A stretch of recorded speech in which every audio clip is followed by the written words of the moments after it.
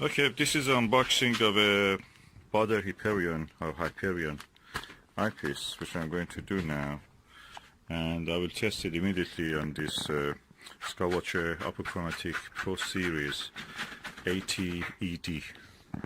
Let's open and see. So several layers of wrapping I've opened. Now this is the last one. Then we come to the box, actual box itself. So, okay. This is the box for the Hyperion 68 degrees modular eyepiece. So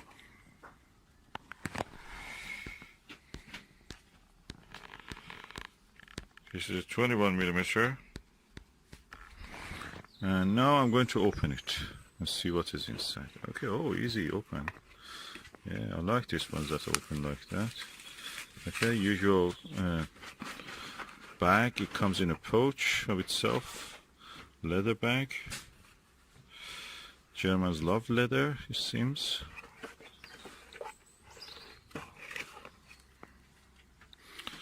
That's the eyepiece.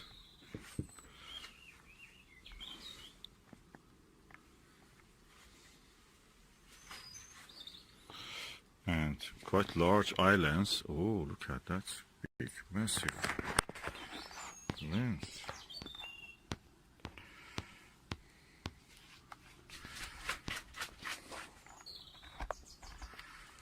Just take a picture, a few pictures. Okay, now let's put the eyepiece inside the telescope.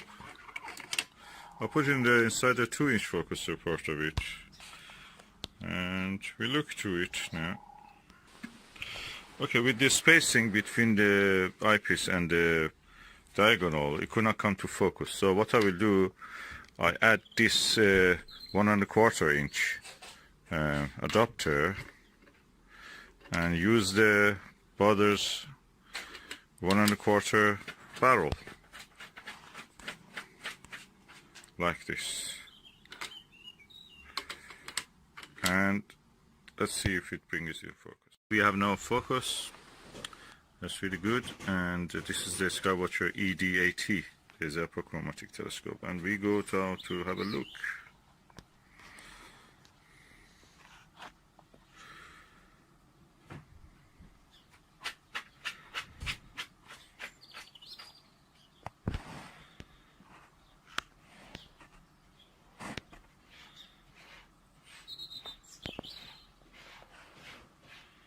Yeah, beautiful image, good focus. The image is not flat, so you have distortion, but at the center is good. Very good, actually. I have to test it on the dark sky and the moon or other objects. In the daylight it gives beautiful results.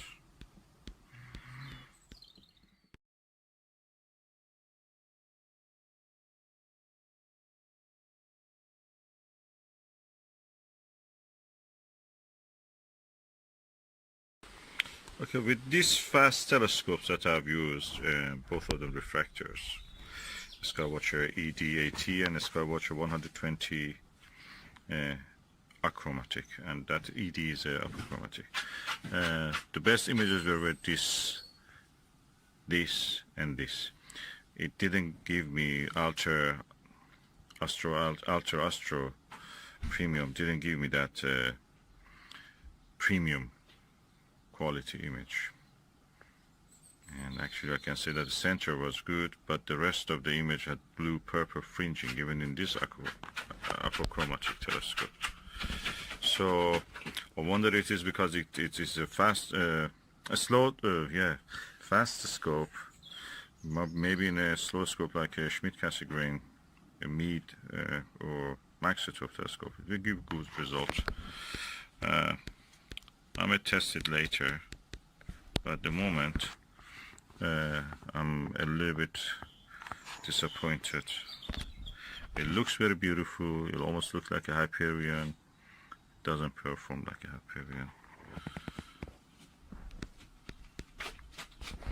Surprise, surprise, these cheaper ones are matching with the Hyperion.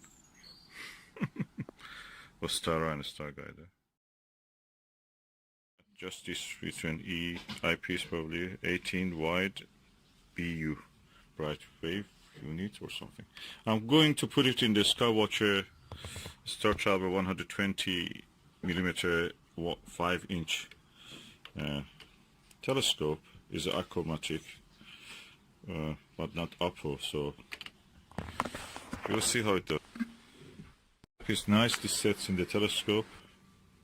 Beautiful, smooth, quite chunky and heavy. Nice gloss. Big lens. And now I'm going to bring the fruits of this tree and leaves to focus and see how it looks. It's of course now winter. It's quite warm day, 10 degrees, 11 degrees now. So I have to turn off the flash. Yeah, lovely day. Let's focus.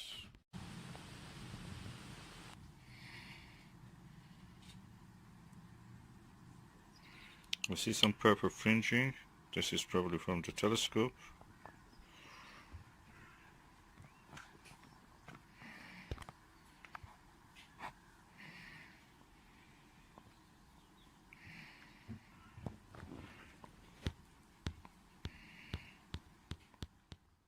I have a Starguider ED 18mm eyepiece here, which I can compare with this Altair 18mm.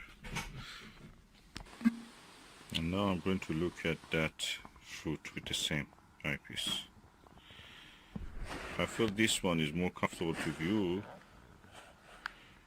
but the details in that LightWave was better, Altair.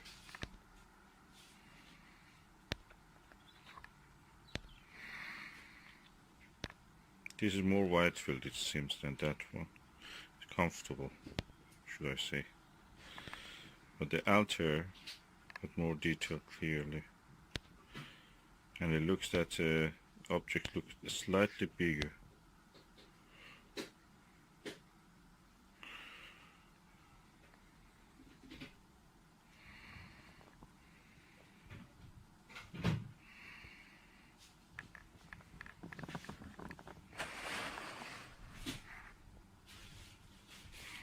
I'll switch back to the Altair.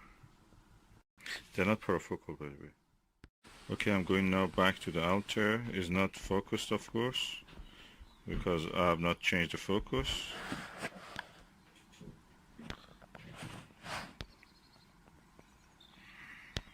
Let me focus.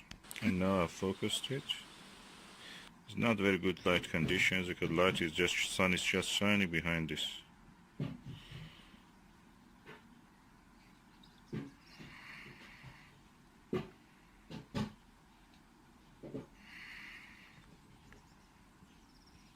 Probably I should have chosen a different target.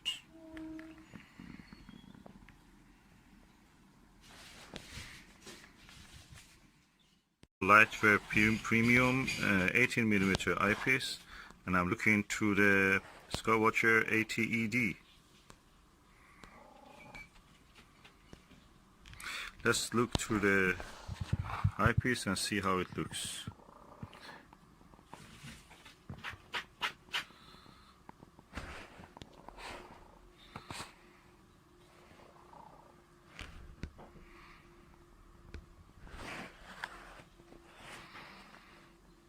The exit pupil is tiny. It's 18mm, 18mm eyepiece.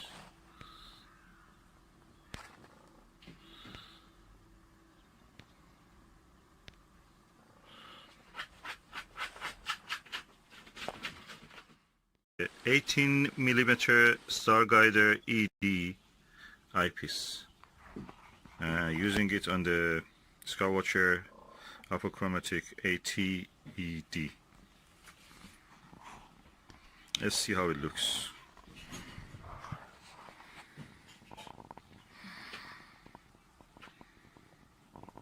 I must say the image quality is better than the Altair one.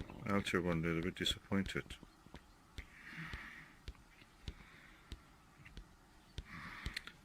Yeah.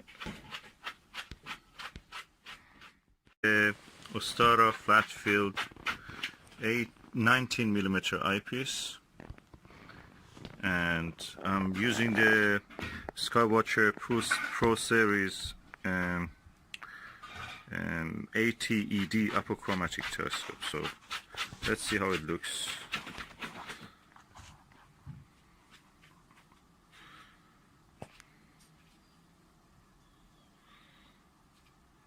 Oh, I'm pleased by the image quality. Really nice. Really good, pleasing quality. Look at it. Just to be sure, I'm giving another chance to Altair LightWave Premium 18mm eyepiece.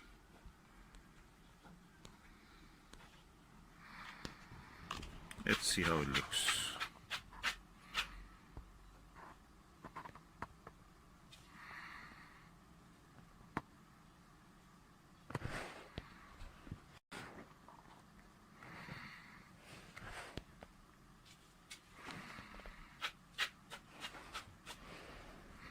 Yeah, oh, actually it became acceptable now. Probably my hand was not in the center. Yeah, quite nice. Of course, it will looks bigger. The image looks bigger than the Starguider 18mm. A little bit dimmer also. We have now focus. That's really good. And this is the Skywatcher ED AT. Is a apochromatic telescope, and we go down to have a look.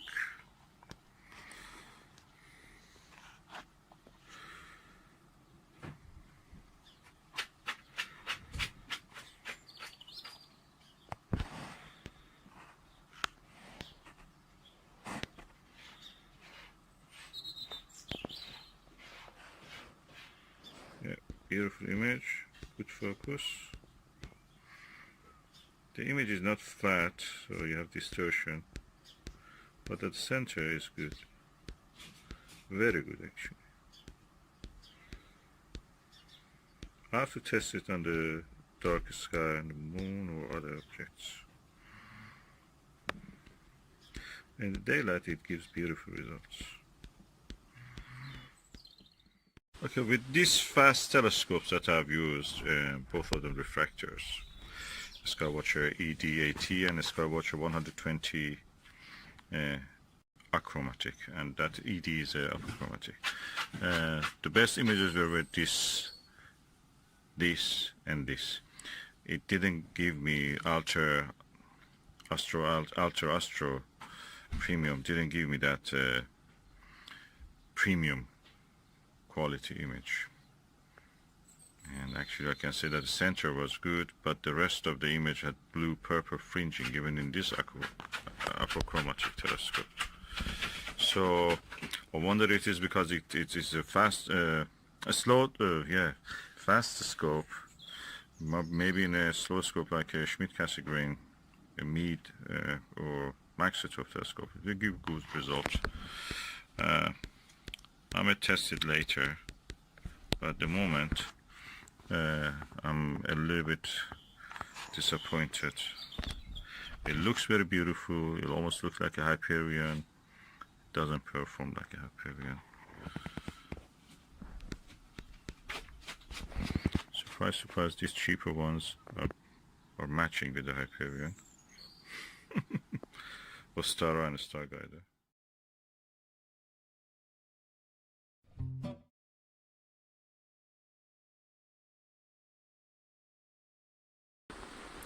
Here I have a 10mm Baader Hyperion and a 10mm Pentax XW.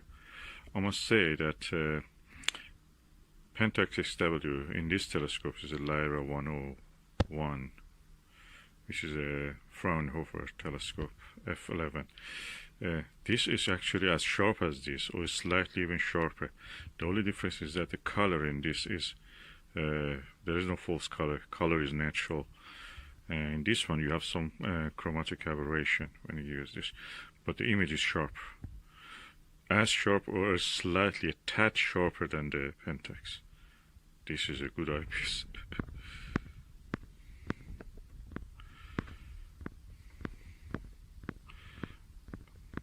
I never used this one. Now I think that I will use it more. The only problem is that it has some chromatic aberration. This Pentax doesn't have any chromatic aberration. A slight, of course, not much. Another interesting feature is that both of them are parafocal. You don't need to change the focus much when you put Pentax or change it to Hyperion 10. They're almost the same. Slightly you have to adjust it, not much. With this dual focuser, that is easy.